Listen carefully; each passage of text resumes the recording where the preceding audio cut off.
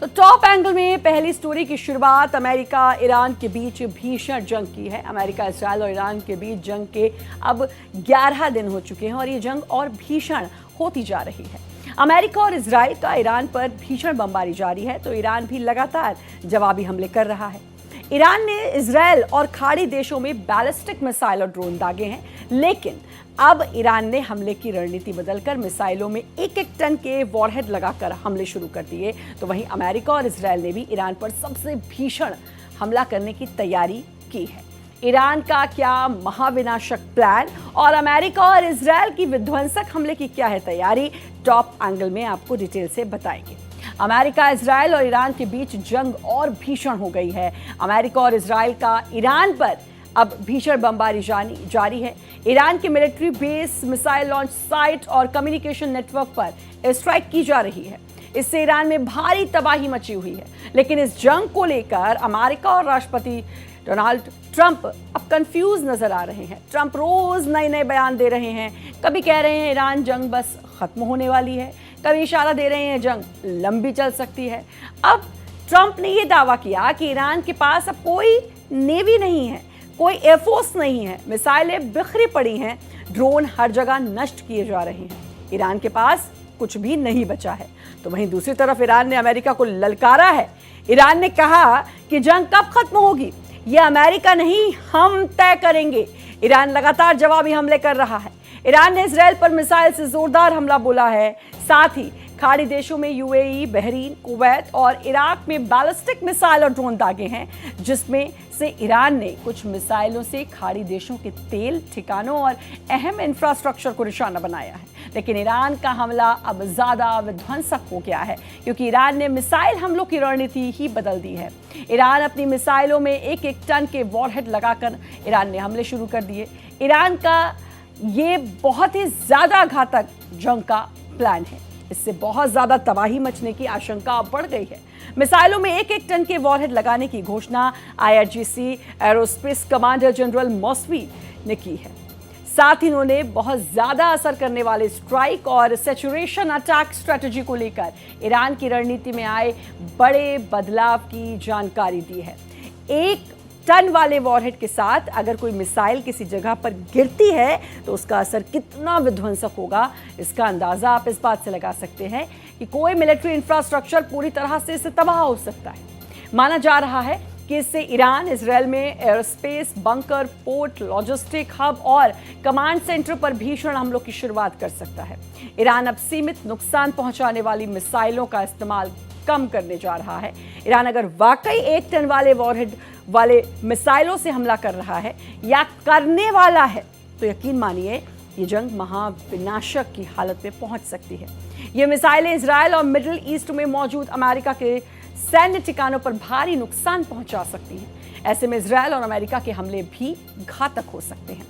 सामान्य मिसाइलों में करीब 500 किलो तक का वॉरहेड लगा होता है, लेकिन 1000 किलो का वॉरहेड और कंक्रीट वाले फैसिलिटी को सीधे भेदने और मलबे में तब्दील करने की क्षमता रखते हैं। ऐसी संभावना है कि ईरान खोर-मशहर 4 जैसी एडवांस्ड बैलिस्टिक मिसाइलों में 1 टन के वॉरहेड लगा रहा है या लगा सकता है। ये सिस्टम मीडियम रेंज रीच के साथ हाई पेलोड क्षमता देता है, जिसकी वजह से मिसाइल बहुत घातक हो जाती है। एक रिपोर्ट की माने तो लॉन्च की बढ़ी हुई फ्रीक्वेंसी और बड़ी मिसाइल वेव से पता चलता है कि डिफेंस सैचुरेशन टैक्टिक्स अपनाई जा रही हैं, जिन्हें इंटरसेप्टर इन्वेंट्री को खत्म करने के लिए डिजाइन किया गया है। इसका मतलब क्या है? इसका मतलब यह है कि ईरान अब इसराइल के आयरन डोम, डेविड, स्लिंग्स और एरो सिस्टम को निशाना बनाने की तैयारी में है। अब आपको ईरान की बैलिस्टिक मिसाइल ताकत कितनी है यह भी बताते हैं। खोर-मशहर 4 को खैबर मिसाइल भी कहते हैं। ये मीडियम रेंज बैलिस्टिक मिसाइल है जो सड़क पर चलने वाली लॉन्चर से दागी जाती है, जिसकी लंबाई कितनी है? 13 से 13.5 मीटर। व्यास उसका है 1.5 से 1.8 मीटर।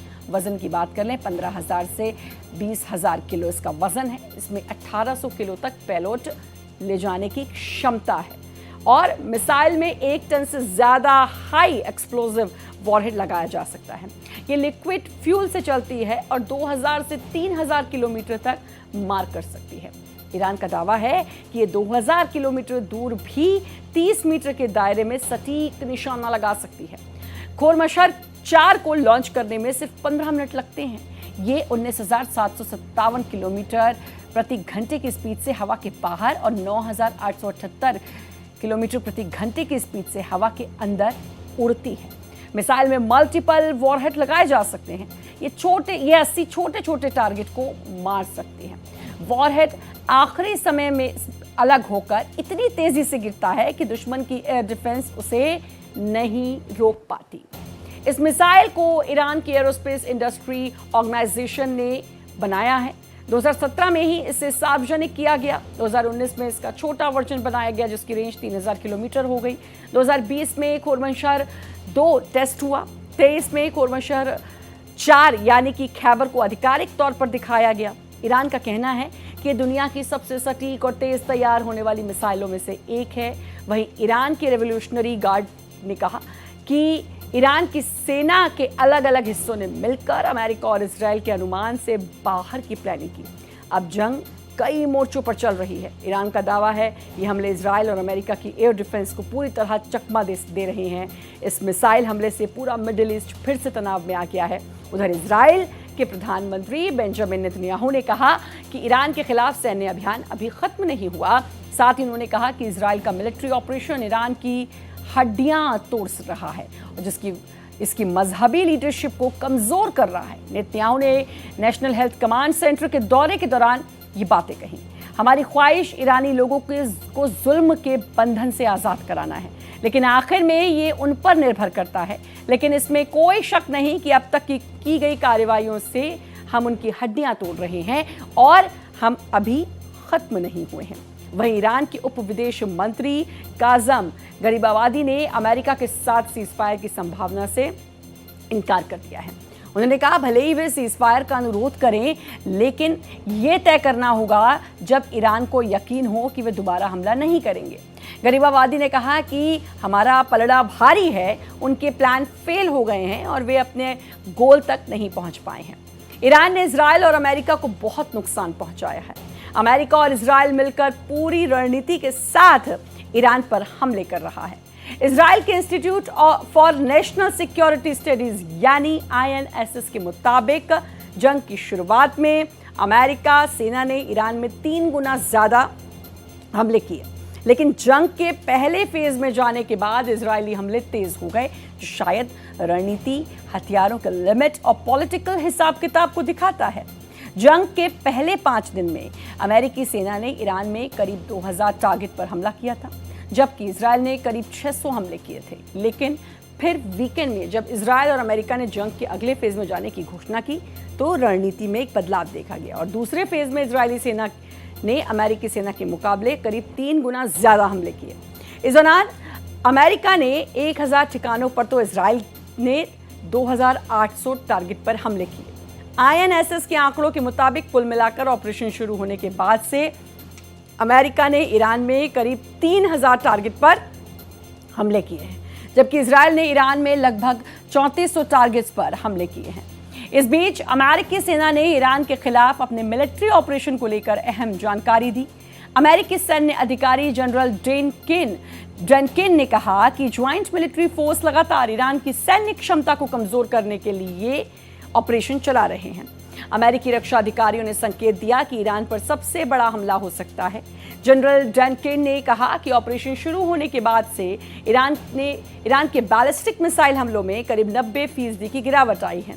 इसका मतलब है हम जीत की ओर बढ़ रहे हैं। उनके अनुसार अमेरिकी और सहयोगी बल लगातार ईरान के मिसाइल ठिकानों और समुद्री माइन बिछाने वाली क्षमताओं को निशाना बना रहे हैं। वहीं अमेरिकी रक्षा मंत्री ने भी ईरान पर अब तक के सबसे बड़े हमलों की चेतावनी दी। अमेरिकी सेना ने इस पर पूरे ऑपरेशन को कठिन और लगातार चलने वाला मिलिट्री ऑपरेशन बताया। ऐसे में जिस तरह दोनों तरफ से भीषण हमले की तैयारी है, उससे जंग बेहद खतरनाक मोड में पहुंचने का भी अब खतरा जो है वो लगातार बढ़ता जा रहा है। तो ये जो जंग है अलग मोड़ पर जाती हुई नजर आ रही है और हर दिन इसमें एक ऐसी चीज़ें देखने को मिल रही हैं जिससे पूरी दुनिया की जो है तनाव जो है वो बढ़ता जा रहा है, टेंशन बढ़ती जा रही है।